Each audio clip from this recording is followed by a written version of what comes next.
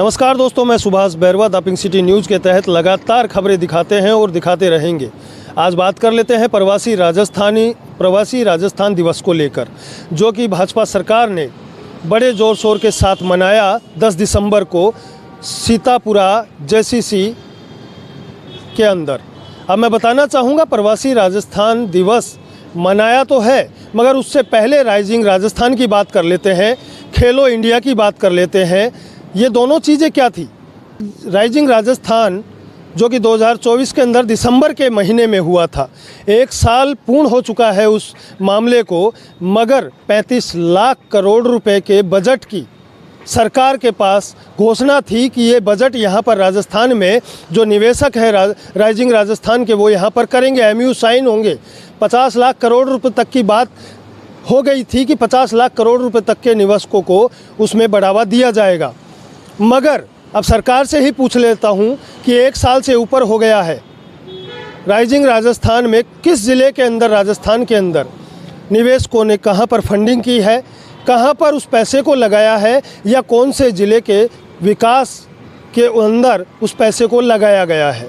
अभी तक उसकी चर्चाएं ख़त्म नहीं हुई है, मगर उसके बाद इन्होंने 150 करोड़ रुपए का खेलो इंडिया यहाँ पर खेल शुरू कर दिया।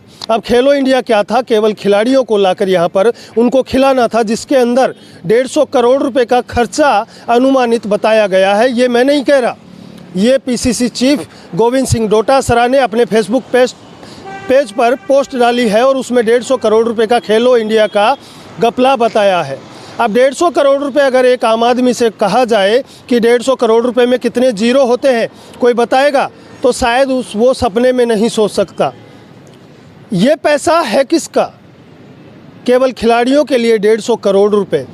नाम से छोटा लगता है 150 करोड़ बोलने में, मगर उनकी जब गिनती की जाए तो वो पैसा करोड़ों साल लग जाते हैं एक आम आदमी को कमाने के लिए, और आम आदमी शायद कमा भी नहीं सकता, क्योंकि ये चंदा उन चुनिंदा विधानसभाओं से लिया जाता है। उन विधानसभाओं के आमजन का पैसा होता है जो रोज़ मेहनत करके, या कहें कि रोज़ खड्डा खोद के अपनी दाल रोटी को कमाते हैं। उनका पैसा पानी की तरह बहाना, और खेलो इंडिया तो फ्लॉप शो गया है। अब प्रवासी राजस्थान दिवस यहाँ पर मनाया, मगर इसके अंदर भी सीटें खाली बताई गई, जो कि प्रवासी राजस्थान दिवस में प्रवासी लोग यहाँ को आने को तैयार नहीं है। अब सोचने वाली बात है, प्रवासी राजस्थान दिवस है क्या, या प्रवासी राजस्थानी कौन है?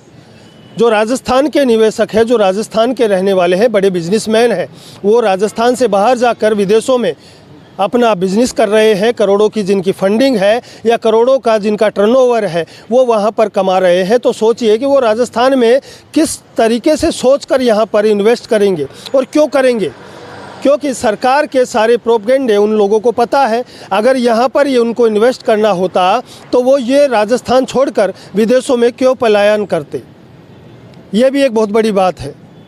दूसरी ओर अब मैं बात कर लेता हूँ मीडिया जगत की, जिसको देश का चौथा स्तंभ कहा जाता है। वो मीडिया जगत कल प्रवासी राजस्थान दिवस के अंदर भाजपा सरकार के कुछ चुनिंदा मीडिया सलाहकार, जो बड़े लेवल के मीडिया सलाहकार हैं, उनके हाथ में उनके पास की बागडोर को दिया गया था। अब वहाँ पर मामला ये हुआ कि चुनिंदा जो पत्रकार थे, या चुनिंदा जो चैनल थे जिसको सरकार चाहती है, उन लोगों को अंदर एंट्री की गई, बाकी के पत्रकारों को बाहर ही रोक दिया गया। जिनमें कुछ पत्रकार गिड़गिड़ाते नज़र आए और उनको बताना पड़ रहा था कि हम पत्रकार हैं सर, हमें भी तो एंट्री दीजिए। ANI जैसे एजेंसी, बड़ी एजेंसी अंदर है, केवल वो काम कर रही है और हम यहाँ पर बाहर खड़े हैं। तो डॉक्टर किरोड़ी लाल मीणा ने, जो कृषि मंत्री है भाजपा सरकार के, उन्होंने मदन राठौड़ प्रदेश अध्यक्ष को बुलाया और उनसे कहलवाया। तो मदन राठौड़ प्रदेश अध्यक्ष का कहना था कि आप लोग हुक्म करिए। अब सोचिए कि मदन राठौड़ को भी पता नहीं है कि मीडिया बाहर है, और जब उनकी PC होती है यहाँ पर तो सारी मीडिया को बुलाया जाता है बड़े प्यार और सम्मान के साथ। इसमें सूत्रों के मुताबिक एक चीज़ और पता चली है, जिन चुनिंदा मीडिया कर्मियों को बुलाया है, उन मीडिया कर्मियों को DPR से, यानी कि राजस्थान सरकार की तरफ से यहाँ पर किटें बांटी गई है, और वो किटें महंगी किटें थी। उन किटों के अंदर महंगा सामान था जो कुछ मीडिया कर्मियों को दिया गया था।